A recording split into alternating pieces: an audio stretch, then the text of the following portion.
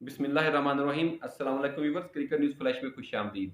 Viewers, पुराने ज़माने की बात है कि एक गाँव से दूसरे गाँव बारात जा रही थी और लड़की वालों ने शर्त रखी कि कोई सियाना बंदा बारात के साथ नहीं आएगा, जिससे जवानों और नौजवानों में खुशी की लहर दौड़ गई कि अब हमें कोई रोक-टोक करने वाला नहीं होगा। लेकिन लड़के वालों की तरफ से सियाने बंदों ने कहा कि एक आदमी को लाज़मी साथ छुपा कर ले जाओ, काम आएगा। इसी बात पर जवान और नौजवान राज़ी हुए और एक बंदे को संदूक में छुपाकर साथ ले गए।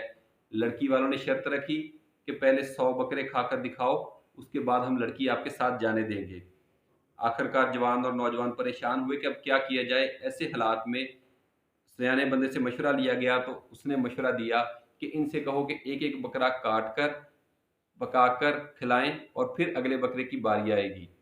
तो व्यूअर्स, इसी स्ट्रैटेजी के तहत चाहिए था कि पाकिस्तान क्रिकेट बोर्ड को कि शुएब मलिक को ज़रूर शामिल करते। बेशक वो बाहर बेंचेज़ पर बैठे रहते, लेकिन उनको क्रिकेट टीम में ज़रूर शामिल किया जाता।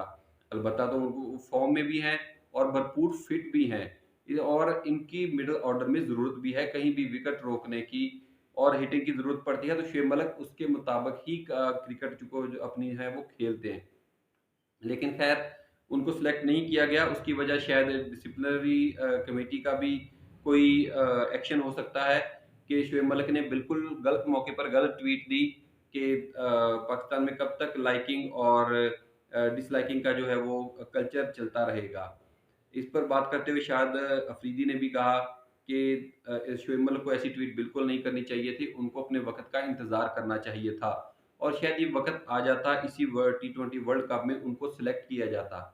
जैसे शान मसूद खामोशी से अपनी कारकर्दगी दिखाते रहे और आखिरकार टी20 टीम में भी शामिल हो गए।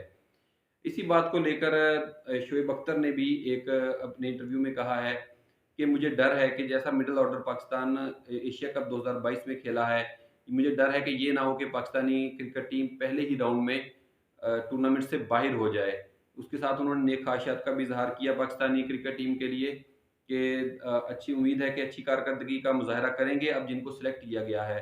मोहम्मद वसीम चीफ सेलेक्टर ने इस बात पर बात करते हुए कहा कि हमने वो खिलाड़ी सेलेक्ट किए हैं जो किसी न किसी मौके पर कारकर्दगी दिखाकर पाकिस्तान को जितवाते रहे हैं। इसका मतलब ये हुआ कि उन्होंने ऐसे खिलाड़ी सेलेक्ट नहीं किए जो मुसलसल अच्छी कारकर्दगी दिखाते रहें। बाबर आज़म और मोहम्मद रिज़वान तो अच्छी कारकर्दगी दिखा ही रहे हैं, लेकिन उनके बाद के आने वाले बैट्समैन सुबहान अल्लाह हैं। किसी का कोई पता नहीं चलता कि किस मौके पर कोई चलेगा भी या नहीं चलेगा।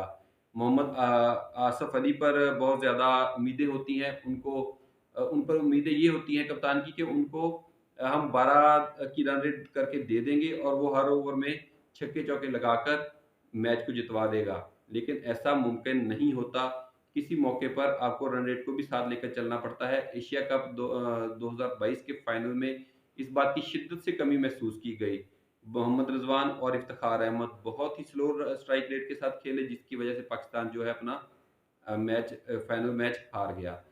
व्यूअर्स, एक शाहिद अफरीदी के बयान को लेकर क्रिकेट की दुनिया में ही कह सकते हैं, सिर्फ पाकिस्तान में नहीं, बाहर की दुनिया में भी जो है वो इस पर तनकीद हो रही है पीसीबी पर। शाहिद अफरीदी ने अपने बयान में कहा था कि शाहीन अफरीदी अपने ही खर्चे पर इंग्लैंड गए हैं और अपने ही खर्चे पर वहाँ पर रिहाइश रखी हुई है और इतने दिनों बाद मैंने उनको शहीन शाह अफरीदी को मैंने डॉक्टर के से कंसल्ट करने का कहा और उनसे राब्ता करवाया डॉक्टर का।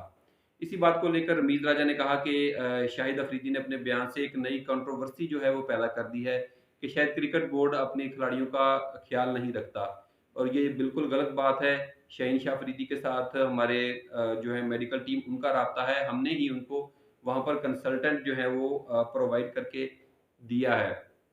लेकिन इस बात पर पीसीबी के मुख्तलिफ ऑफिशियल्स की तरफ से जो है वो रला-मिला सा कोई और गोल-मोल से जवाब सामने आ रहे हैं। चेयरमैन जो हैं मीडिया के क्रिकेट बोर्ड के जो डायरेक्टर हैं, जो डायरेक्टर हैं मीडिया डायरेक्टर, उन्होंने कहा कि शाहिद अफरीदी के बयान पर मैं कोई तबसरा नहीं करना चाहूँगा और ये सच है कि शाहीन शाह अफरीदी अपने ही खर्चे पर लंदन गए हैं और अपने ही खर्चे पर वहाँ पर रह रहे हैं, लेकिन इसका ये मतलब नहीं कि हमने उनको बिल्कुल अकेला छोड़ा हुआ है। शाहीन शाह अफरीदी को इसका पूरा खर्चा अदा किया जाएगा। इससे शाहिद अफरीदी के इस बयान की बिल्कुल तस्दीक हो रही है कि वाक़ई ही जो शाहीन शाह अफरीदी हैं, वो अपने खर्चे पर गए भी हैं और वहाँ रह भी रहे हैं और इलाज भी अपना खुद ही करवा रहे हैं। तो इसी बात को लेकर एक और खबर जो है वो आजकल ज़ेर गर्दिश है कि बर्मिंघम में रमीज़ राजा अपनी फैमिली के साथ छुट्टियाँ मनाने गए, जिसका पूरा खर्चा क्रिकेट बोर्ड ने अदा किया। और ये तो एक पाकिस्तान में रवायत है कि आप जिस भी डिपार्टमेंट में हैं, जितना भी आपका दाव लगता है, वो आप उस दाव के मुताबिक अपने आप को चलाएँ और जितना आप खर्चा हुकूमत का करवा सकते हैं, अपने ऊपर करें क्योंकि वो आपका हक होता है। व्यूअर्स, ये थी अब तक की छोटी-सी वीडियो। अगली वीडियो तक के लिए अल्लाह हाफ़िज़ और चैनल सब्सक्राइब करना ना भूलिएगा। अल्लाह हाफ़िज़।